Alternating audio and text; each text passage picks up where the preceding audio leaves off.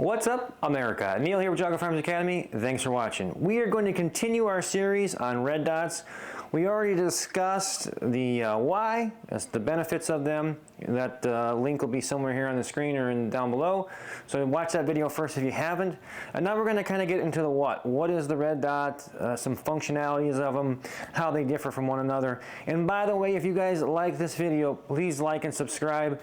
Since YouTube has discovered that we are a content creator that makes content that they don't like, they would like us to go away. So no one pushes our stuff anymore. So we'd like to get out to as many people as possible. So please share our stuff if you like this video. Let's get to the video. We'll begin this journey here by looking at the different sizes and shapes and why they are different sizes and shapes and different sizes on different guns. So we're going to start off with the most common one that you're going to see, which is going to be what we call an open emitter. It just so happens that we have all hollow sun that is definitely my brand of choice. We'll get into brands in another video. But for now, we're going to stick with an open emitter. And what does that mean? What an open emitter means is that when you look through the lens and you're going to see that dot produced, and just to be very clear, again, for someone who may be very, very new, there's lasers and there's red dots or green dots, and there's green lasers. A laser produces a dot you can see on the target. Not something I recommend at all. There's some night vision type of things for that, but that is way down a rabbit hole we're not getting down. Those I'm not discussing. What I'm talking about are red dots that are produced. They don't produce a dot on the target. They only produce it on the glass that you're going to see in the window. Okay. Now, the way this works is there is an emitter, if you will, a little projector at the very back here, and it's pretty covered up. I don't really think it's going to serve you much to look at it real closely, but I'm going to bring this up to the camera there. It's buried pretty good underneath there, and there's kind of a little bit of a ledge there to keep stuff off of it. The big thing that people argue about when it comes to whether they want an open or a closed emitter, which we'll talk about in a moment, is that you know, debris and pocket lint and water is going to get inside and somehow cover that beam that's being projected, and then it's not going to be clear or be able to be seen, etc., etc. Is that possible? Yes. Is that a thing that happens all the time? No, no it isn't. That said, that is something to discuss. So what the industry did is they created what's called a closed emitter. So if I literally took my finger right now on this open emitter and covered where that beam would be projecting, there's no way I would be able to see a dot on the glass because I'm preventing that from being projected there. That's, again, an open emitter. So the industry created, and I'll show you many different models, again, another hollow sun. You can see how this looks more square because the emitter, instead of it being back here where I can cover with my finger, there's nothing I can do to stop it from being projected because it's all done within this housing. Okay, very important, closed emitter. Now, what do I prefer? I like the closed emitter because the cost difference between an open emitter and a closed emitter is negligible in my opinion. So it's worth getting it. Kim brought up another point off camera that she prefers and switched her gun to a closed emitter, not for the reasons I previously mentioned, but inside the housing there is only a single glass. So it's almost like a cup, and since this is sitting in here, so imagine, I'll just use a holster as an example. This is the glass lens, right? And believe me, there might be some dual pane thing or something. I don't want to get too technical. I'm just saying that there's a glass here, and then this is all open within that housing. So lotion or debris or stuff like that would fall inside there and kind of sit on the lens. Okay, so it didn't really affect the emitter itself, it just affected the lens itself. And so Kim's like, I always have to try to get in there and clean that out, and you don't have that problem with a closed emitter because there's glass on the back and glass on the front. It's all enclosed in there, so it's easy to just wipe it off. Whatever you prefer is what you prefer, but I always want you to give you the information so that you can make an informed decision. So open and closed emitters, that's the deal on that. Then you're going to notice the form, meaning that most of these are going to be kind of a square shape setup. You're going to see RMRs, which is specific Okay, Trijicon has a patent on that, and they have kind of like these little ears that stick up on the corners, and that's to help, and it kind of like bows in, so it's got like these points and it bows in. And that's just to make it more robust when the optic were to hit the ground, it kind of protects the lens a little bit better. I think that if you buy a quality optic, that generally speaking, without just extreme abuse just to do it, your optic is going to stand up to quite a bit, and certainly day-to-day carry, EDC or law enforcement or military type stuff, I think it'll do just fine. Having it hit things on the walls or rolling on the gun, I've never had any damage to them, so that's just my experience. So you're going to typically see this kind of square flat version. Then, and this is my favorite, Holosun makes this rounded top, and again, I'm not going to get into makes and models because it doesn't matter. I'm not talking about Holosun specifically. Other manufacturers make this dome. And what I like about that dome is it just gives me a larger field of view, or at least appears to be a larger field of view. This one happens to be an open emitter. I have both. If they made this in a closed emitter, I think that'd be kind of cool. But I like that dome shape. I just feel like it gives the user a little bit more space. Then we can get into some features. And before we do that, just to give you an example, here's these two models, by the way. This is called an EPS by Holosun. Carry, and this is an EPS. And the big difference here is the size. It's a little bit bigger overall because it's going on a duty size gun as opposed to my actual carry gun, okay? So then let's talk about some features. So one thing you guys will be able to hopefully see, pick it up on camera there, that little, looks like a calculator solar panel deal. It is exactly that. It basically helps to use the sun's power to power the dot. However, it also does, and I really don't care about that by the way, what it really does that I like is it allows the dot to auto adjust. And that's a love or hate thing. It's something you're going to have to play with and see what you like. But what that means is if I come into a dark room and I have my light set for being able to see it in the daylight, it is going to be extremely bright, like very, very bright. In fact, the way the reticles, which we'll talk about on the Holosuns that I like, have a circle. Other companies make them as well, but it has a circle and then a dot in the center. It's so bright, it just looks like one big, huge ball. Again, does it really matter at what we're using pistols for? No. If I have a threat that I need to use lethal force on, I'm going to put that bright ball in the center mass, press trigger. If I do my job, everything's great. Doesn't matter whether I can pick up that little tiny dot or not whatsoever. However, it is nice. Now, with the technology of that auto adjust, and again, there's many different brands and companies out there. There's two kind of technologies. There's the one where it picks up the lighting that you are in, meaning that in this studio right now, however percentage of light there is, that's what this light is going to adjust to.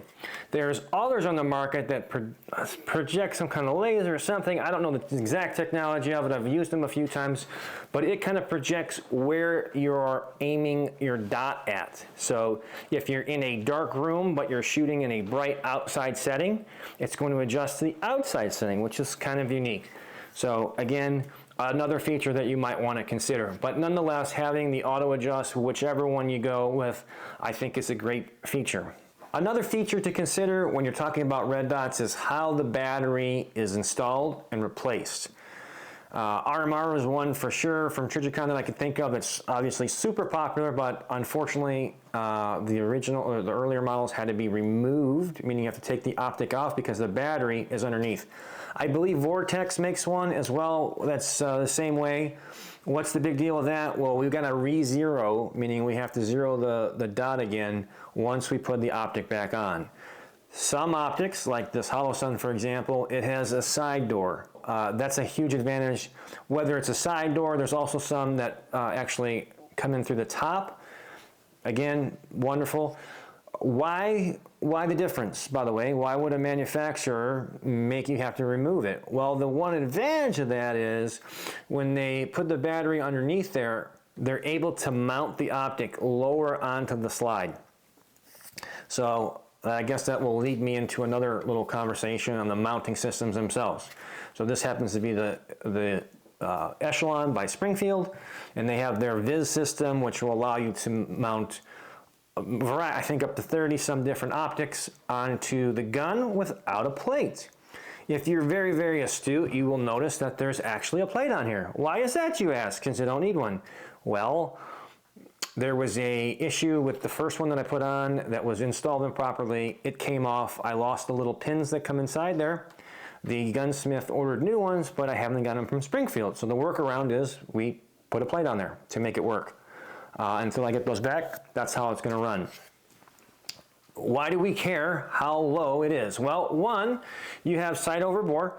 That is something that's much more prevalent in rifles than it is pistols. But one thing to understand is there's a center line here in the center of the optic where the dot is produced, and here's the center of the muzzle where the bullet comes out of, so there's a difference. So if I was really close to an object and pressed the trigger, my dot would be much higher than the actual bullet placement itself. Does it really matter in a pistol? No, but it is something to consider. The real big thing are the sights. So the lower I can get the optic onto the slide itself, the more co-witness I can produce, meaning that I can see my front and rear sight and the dot all at the same time. Big advantage if the optic goes down. Now I have iron sights ready to go. They're already in my field of view, and we can do what we need to do. I prefer my dot to be above my sights so that what we call a lower 1/3 co-witness, meaning that I'm seeing the whole benefit of, one of the benefits of this is that I'm seeing the target area or the threat. I have as little in my view other than that dot that I superimpose and I do my job. And if I have to, then I can switch my focus down to the iron sights as backups. Another consideration to these guys when it comes to the optics themselves is what footprint does your optic have, okay? Meaning, we talked about plates for a minute. Still today, most guns have plates to fit the optic onto the slide. Some guns are pre-cut for a specific sight. One of my guns, this guy right here, this is my carry gun. It did not have it didn't have an MOS cut in it, meaning it was just a regular shield. I took it to a gunsmith who had this milled out, you'll hear that term a lot, specifically for this exact footprint of this exact optic. So you may have a gun that is ready for optics, but you might not have the proper plate. So you have to make sure that you got the proper plates to fit the footprint of the optic to attach it properly to your slide. It sounds complicated, but it is pretty similar, pretty easy, especially if you're talking to a gunsmith or someone who's going to put it on for you. There's not that many footprints out there, and they can pretty easily match it up for you or send your slide out to have it milled for that specific plate, as long as you know the proper footprint. We talked about the battery compartment, but I kind of skipped over battery life. For the most part, most high quality optics, once a year, if you replace your battery, you should be good to go. Most battery lifespans for most optics are extremely long. One note, I do prefer green reticles, okay? And we'll talk more about reticles here in just a moment. But I like green over red. For whatever reason, and I'm not a scientist, but green reticles use a lot more battery. I guess they need more energy to produce green than red. So just know that when you're reading the battery life on certain optics, that red dots are going to last longer than green dots. Another feature you're going to see is some type of, I think SIG kind of called it shake await. I don't know if that's their patented name, but simply means that when the optic is not in use for an extended period of time, it's going to vary, that the optic shuts off, saves battery, and then the moment it's moved, it comes on. Very, very common with rifles. Some of the cheaper optics you'll find for pistols, they just turn off, and then before you use them, you got to turn them on. Reticles themselves, and you guys can look this up on your own search, but essentially, EOTech was probably the first one to make them really popular. You're going to have a circle and then a dot in the center. They come in various sizes. It's really dealer's choice. It depends on what you want. At the end of the day, on pistols, I mean, I don't see you taking really long precision shots. If you are, or when I sight guns in, if I have the option, I go to just the single dot so I can be as precise as possible. I prefer to run the guns and carry them with the circle and the dot on, because the concept of the circle is in close quarters. I just put the dot center mass quick and fast and press the trigger. If I do my job, then I can put rounds where I need them to go. That's the concept. Again, when is a pistol used for? You know, to fight your way to your rifle, for close quarters, you know, EDC, that type of stuff. Even as a police officer, I mean, I'm not taking 50-yard shots. That's just a fantasy. Colors, dealer's choice, red or green. I talked to an eye doctor, and they told me, as a matter of fact, that the eye can pick up green more than red. If it's true, I don't know, but that's what they told me. Also, the single dot sizes, you're gonna find from some as small as 2 up to 6, and they're gonna say MOA, 6 MOA, 2 MOA. I don't wanna get all the way down the rabbit hole of that, but that's 1 inch at 100 yards. Essentially what it means is how big of the dot that you see when you look through the optic. Okay, so a 2 MOA dot is going to appear much smaller than a 6 MOA dot, or a 3.5, etc. You can pick what you want. I tend to go to the smaller dots because I like to use the circle and the center dot. If I was using only a dot, just a single dot, it's the only choice I had, and I had no circle around it, I would want a little bit bigger dot, because again, that's what pistols are going to be used for, closer up. We're going to be talking about my carry gun, which is the Smith & Wesson Plus. It has the fully enclosed emitter, the EPS carry. So let's talk about, as I said in the very first video, about benefits and drawbacks. One of the drawbacks is, one, you have a learning curve to learn a dot, which is normal with anything you do in life, but I think the trade-off for the benefits are well worth it, as in the fact that you're also going to have a little bit more bulk. And this is my carry gun, so I have to fit it on there. I also carry a gun that's the size for EDC, so, or CCW. And I think the same argument came along a long time ago with lights. Well, we figured out how to run lights on our guns all the time, and it's not a big deal. So I don't see that to be an issue. But we're going to look at 2 different holster types. So this is 1x holster, by the way. This is an inside the waistband holster. You have to make sure that it is cut for an optic. So that's one thing to consider. Now I have, in fact, one of my buddies I gave as a gift a holster that I forgot was not cut for an optic, and he got an optic on his gun, so I went out to the old shop there and I made it work. I'm not suggesting you do that, but you can order them with the optic already set up. I can also carry this gun. This is by Vetter, by the way, another amazing holster. This is an outside the waistband holster, also cut for the optic. Another consideration is if you are running a full-size or tactical setup, or your law enforcement or security, the holster, in order to fit your optic and light, has now become quite large. This is a Safariland, super popular. This is an open top style. It does not have the cover that you'll see in a lot of other ones, because again, I have a closed emitter, and I just don't think that's that big deal. Well, to put this all into a big bowl and conclude this whole video, make sure that your holster is set up for an optic itself. When it comes to the optic, make sure you're choosing between a closed emitter and an open emitter if that's important to you, what color of the reticle you're going to use, what style of reticle, how big the reticle is, how the battery is placed in the optic, how the optic is mounted, what the shape is of the actual optic window, whether it's domed or whatever the case is, or whatever the next technology is that's coming out. And if you are doing it for, everyday carry, CCW, make sure that you are prepared to handle that little bit bigger window there, and that you also ultimately get training in using the optic, because it's not going to be the super intuitive, I threw it on there and now all of a sudden my 10 years of shooting without it, it's just going to magically go to dots. Because we're using a different technique, which I covered in the first video. We're no longer finding a front sight. So hopefully that's helpful, you guys. Again, if you like this, please hit that subscribe button. Pass this video along if you can to anyone that's interested in it. We are going to be doing an exclusive video for YouTube about sighting in and some theories behind that. And then we're going to actually be doing another video in this series for YouTube of actually sighting in one of these pistols, so you can kind of see my philosophy behind that and how I do it. All right.